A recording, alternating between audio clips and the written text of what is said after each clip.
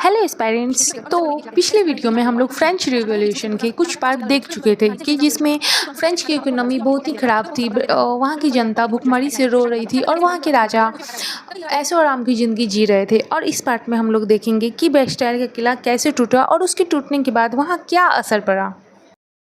14 जुलाई 1789 को पेरिस की सड़कों पर एक गुस्से की लहर दौड़ गई। लोग हथियार उठाकर निकले और पहुंच गए एक किले के सामने जिसका नाम था बेस्टाइल का किला। यह एक किला नहीं था, यह राजशाही के डर का प्रतीक था। यह एक ऐसा जेल था जहां राजा अपने विरोधियों को बिना सुनवाई के कैद कर लेता था। लेकिन कहानी की शुरुआत इससे पहले हो चुकी थी। 5 मई 1789 को फ्रांस में करीब 175 साल बाद स्टेट्स जनरल की बैठक बुलाई गई थी जिसमें तीनों वर्गों को बुलाया गया था, क्लर्गी, नोबिलिटी और कॉमन पीपल, यानी थर्ड स्टेट के पास सबसे ज़्यादा जनता का प्रतिनिधित्व था लेकिन सबसे कम अधिकार था। जब उनकी बात नहीं सुनी गई तो उन्होंने 17 जून को खुद को नेशनल असेंबली घोषित कर दिया और 20 जून को टेनिस कोर्ट ओथ लिया कि वे संविधान बनाकर ही रहेंगे। राजा लुई 16 को डर था कि उसकी सत्ता छीन जाएगी। उसने सेना की तैनाती बढ़ा दी।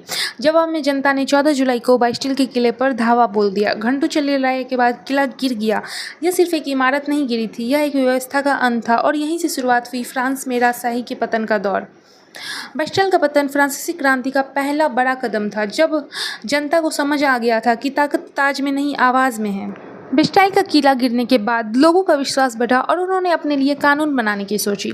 राजा लुई 16 को समझ आने लगा कि अब राजतंत्र की शक्ल बदलने वाली है।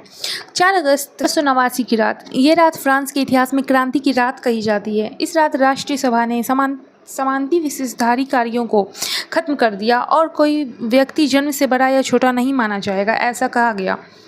और फिर आया 26 जनवरी 1789 की रात।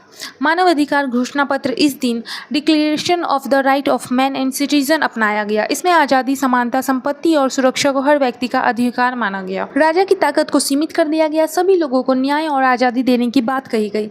यह फ्रांस की एक नई शुरुआत थी जिसमें लोगों के अधिकार को प्राथमिकता दी गई।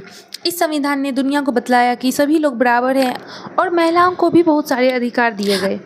तो अगला किस्सा क्या होगा, और अगर इस चैप्टर के नोट्स चाहिए तो आप लोग कमेंट में बता सकते हैं।